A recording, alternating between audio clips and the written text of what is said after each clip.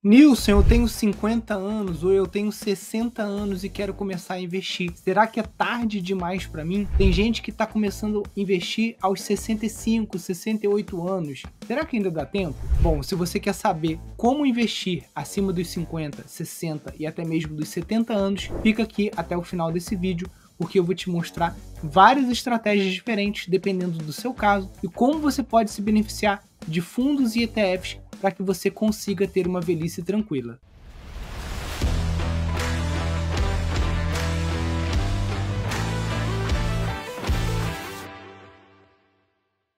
Opa, meu nome é Nilson Dias, eu sou fundador aqui do canal da Família Investidora e se você está chegando aqui agora, lembra de já deixar aquele joinha na confiança, assinar o canal, clicar aqui no quadradinho vermelho no cantinho da tela, vai lá, ativa o sininho para que você receba todas as notificações dos vídeos novos aqui no canal. Dentro do curso e da comunidade da Família Investidora, nós temos alunos das mais diversas idades. Tem alunos até mesmo com 80, 90 anos, por incrível que pareça, obviamente que os seus filhos que entraram no curso para operar por eles, mas temos alunos aí com 60, 70 anos que estão operando por conta própria uma carteira de fundos ou de ETFs. Muita gente, quando conhece a estratégia de ETFs, fica na dúvida se ela também funcionaria para alguém que está numa idade mais avançada. Então vamos ver aqui quais seriam as formas que a gente sugere que os alunos trabalhem quando eles estão começando a investir depois de uma certa idade. Bom, se você está começando a investir aos 50 anos de idade, você pode fazer aí durante 5 a 10 anos uma fase 1, como a gente ensina lá no nosso curso, ou seja, comprando uma carteira de ETFs, onde você vai ter ali uma base neutra, um ETF VT, por exemplo, e os satélites ali com o fator valor, para que você tenha uma carteira com uma média aí acima de 15% ao ano de rentabilidade em reais. Então, para o cara que está lá com 50 anos, ele vai investir dos 50 aos 60 anos nessa carteira. Depois ele vai começar a fazer uma carteira de transição para ele chegar no que a gente chama de carteira fase 3 ou carteira de usufruto. E essa carteira de usufruto vai ser uma das discussões aqui do vídeo, porque normalmente o ideal é que essa carteira de usufruto ela tenha uma grande reserva de emergência em renda fixa, tá? A gente está falando aí talvez de 30%, 40% dessa carteira ficar em renda fixa, mas 60% dela continuar em ETFs de renda variável. Por quê? Porque o cidadão lá que está se aposentando aos 60, 65 anos, ele vai viver do dinheiro da renda fixa. Vamos imaginar o seguinte, vou pedir para o nosso videomaker aqui tentar fazer um desenho. Imagina que durante toda a sua fase de acumulação, você foi investindo $100 por mês, tá? Então você foi investindo $100, $100, $100 todo mês. Imagina que você foi organizando essas notas numa fila, tá? Então visualmente você tem lá uma fila de notas de $100, tá? Esses dólares estão todos investidos em renda variável, então eles estão se multiplicando numa taxa aí de juros compostos, né? Por exemplo, um ETF que custa $100, ele depois de 30, 40 anos, ele pode estar custando $1.600.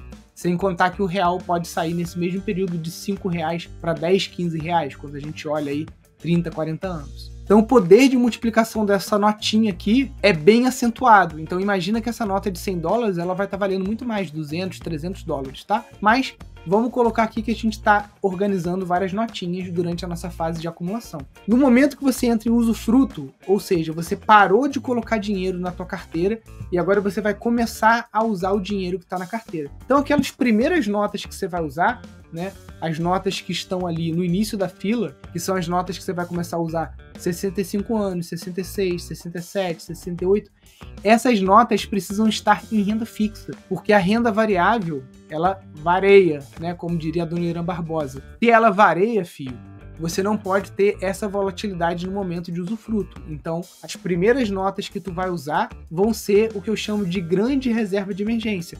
Reserva de emergência não é para 6 meses? Quando você entra em aposentadoria, você tem que ter uma reserva de emergência em renda fixa que seja suficiente para pelo menos 6 anos, e não 6 meses. Com isso, se o mundo entrar numa grande recessão global e a renda variável for muito lá para baixo, você tem um colchão em renda fixa para você manter o teu custo de vida. Em contrapartida, a sua parte de renda variável está lá sofrendo as oscilações.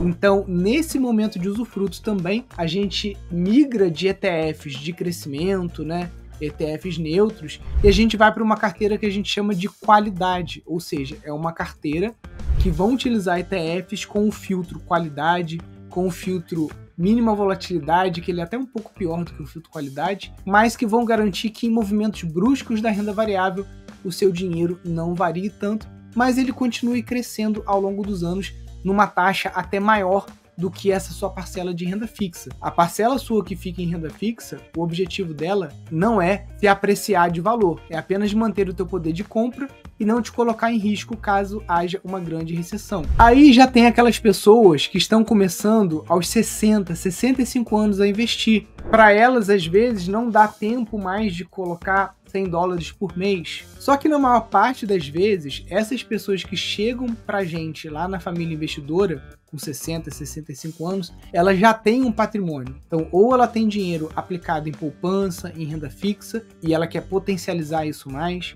ou ela tem uma previdência privada, ou ainda ela tem imóveis que ela vendeu ou que herdou, e por conta disso ela quer colocar esse dinheiro para trabalhar. Então, nesse sentido, quando você chega numa idade já mais avançada, você não tem investimentos, porém você tem patrimônio, você pode montar carteiras de uma forma diferenciada. Por exemplo, seguindo a mesma lógica dos ETFs, nós temos aqui no Brasil 2 fundos do Banco Inter. Um é o ITIP11, que ele é um fundo de papel, ou seja, ele é quase como se fosse um ETF, ele é um fundo de fundo, né? Ele vai comprar vários fundos de papel sem você entrar naquele risco de escolher fundos de papel. Então ele vai diversificar isso para você automaticamente, né? Atualmente ele está pagando aí 12,34% de dividendos. E você tem o ITIT, que, vamos dizer, ele é praticamente um ETF de fundos imobiliários. Ele vai investir ali em vários fundos imobiliários de tijolo, por isso que ele é ITIT de tijolo e o outro é ITIP de papel.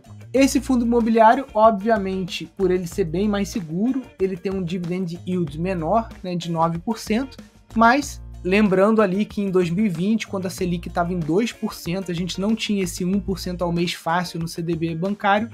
Você ter um fundo de fundo te pagando aí 8% é tudo que você vai conseguir aqui no Brasil. Detalhe, eu prefiro muito mais ter apenas o ETF VT rendendo ali nominalmente os seus 15% ao ano em reais brasileiros, do que montar uma carteira como essa aqui. Mas a gente tem que mostrar as possibilidades também. Porque tem pessoas que têm o perfil de querer estar com dinheiro no Brasil e que querem receber dividendos ali mensalmente. Para o cara que tem um patrimônio muito grande, vender uma casa e tudo mais, eu não desconsidero uma estratégia como essa aqui. Então, como que eu montaria? Se eu fosse trabalhar só com fundos imobiliários, eu colocaria 30% do meu patrimônio no ITIP, 70% do meu patrimônio no ITIT, tá? Mas fica uma carteira muito concentrada apenas no setor imobiliário do Brasil. E você pode dar uma diversificada também, trazendo outros fundos.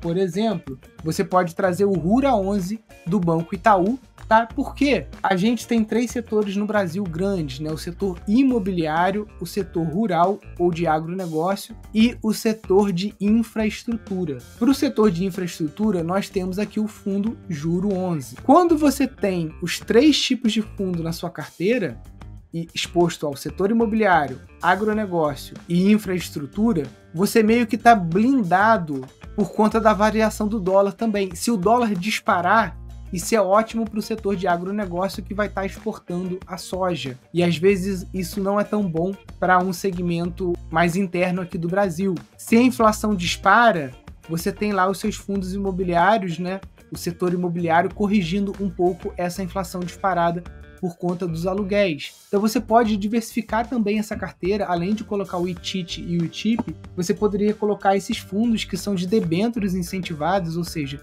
também são livres de impostos, né? Aqui eu colocaria um setor de infraestrutura e um setor rural também, por exemplo. Você ainda pode estar diversificando, colocando também mais um setor de debêntures incentivadas do setor imobiliário, como o KNSC 11. Agora, se você colocar você vendeu uma casa, você tem 2 milhões de reais, você colocou tudo nesses fundos que eu mostrei aqui, você vai estar recebendo lá uma média de 10, 11% ao mês, mais ou menos. Só que se você usar todo esse dinheiro como a sua aposentadoria, você vai perder poder de compra.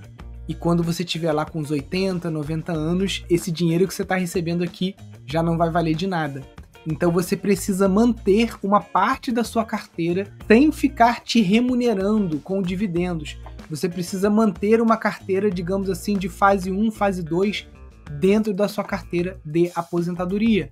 Então uma parte você teria ali um ETF VT também, você poderia manter ETFs de fatores, valor e qualidade também ao longo dos anos, para que esses ETFs você possa fazer venda pontual deles a cada 5 anos ou em momentos de rally forte na bolsa, repatriar esse valor e engordar mais o número de cotas que você tem desses fundos. Uma vez que, como você está usando o dinheiro que você está recebendo todo mês desses fundos, você não está recomprando mais cotas, teu poder de compra vai se depreciar por conta da desvalorização do real.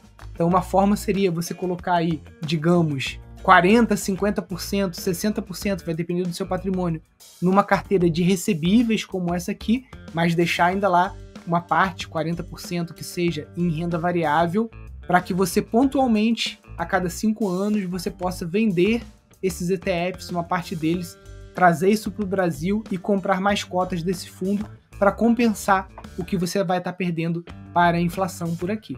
Nilson, e quem tem 60, 70 anos e não tem apartamento para vender, não tem casa para vender, tô no zero, não tenho reserva, tá? É vantajoso montar uma carteira começando ali aos 60, 70 anos? O que eu digo é o seguinte, o tempo ele vai passar de qualquer jeito, então você prefere chegar nos 80, 85 anos com zero ou com que seja 100 mil reais para você poder fazer uma viagem, para você poder mudar de apartamento, para você pagar uma cuidadora, para você pagar um pilates, uma hidroginástica.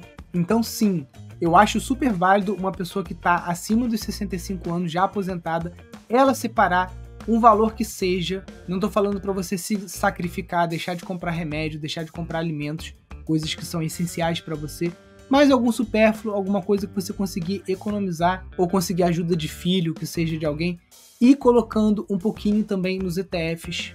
Você daqui a 10 anos, você já vai ter uma carteirinha, daqui a 15 anos, você também já tem uma carteirinha. Ah, Nilson, nesse caso então, para uma pessoa dessa idade, já não seria melhor ela começar direto então comprando ações ou fundos imobiliários? Não, porque você que tem menos tempo ainda, que é o cara que está lá acima de 60 anos, você precisa lembrar desse gráfico aqui, onde o ETF VT ele rende muito mais do que um fundo imobiliário com os dividendos reinvestidos. Até mesmo se a gente traz para cá uma ação de dividendos boa, como o Banco do Brasil, que inclusive deu uma grande valorizada agora ultimamente, mesmo assim ele continuaria perdendo para o ETF VT. Então você que tem menos tempo ainda, você tem que garantir uma rentabilidade acima de 15% ao ano. E você só vai conseguir fazer isso com segurança com ETFs. Ah, Nilson, mas a Petrobras rendeu tanto, o Banco do Brasil rendeu tanto. Do mesmo jeito que rende, ele cai. Você não pode se expor a empresas individuais nessa altura da sua idade. Então, para você que está ali depois de 60 anos, vai ter que se apertar para colocar ali, sei lá, 100, 200, 300 reais por mês que seja, você tem que usar um avião, você não pode usar uma carroça no teu dinheiro, você tem que usar um avião. O avião é o ETF. Lá na frente, quando tu chegar nisso, agora acabou, não tem mais dinheiro de filho, não tem nada para botar, agora é hora de eu usufruir desse dinheiro.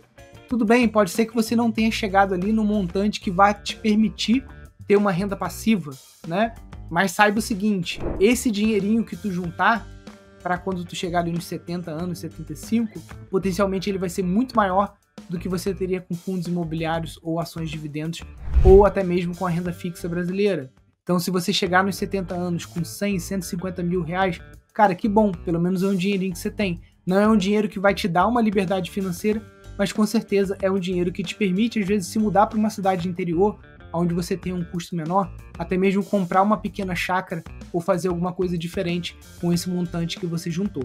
Então, dá tempo sim, pessoal. Se você tem mais de 50, 60 anos, você ainda consegue investir. Para quem está acima dos 70, 80, é isso aqui que eu falei. Ou você já começa com um patrimônio maior por conta da venda de um imóvel, ou você vai juntar ali um pouquinho para você ter pelo menos um dinheirinho ali para o resto da sua vida para você conseguir fazer alguma coisa interessante aí na terceira idade. Se você achou que esse vídeo foi útil, lembra de deixar o teu joinha aqui, deixa também o seu comentário com a sua dúvida aqui embaixo. Lembra de compartilhar esse vídeo para os seus amigos, principalmente aqueles que estão mais novos, para eles verem como é mais fácil você começar a investir cedo.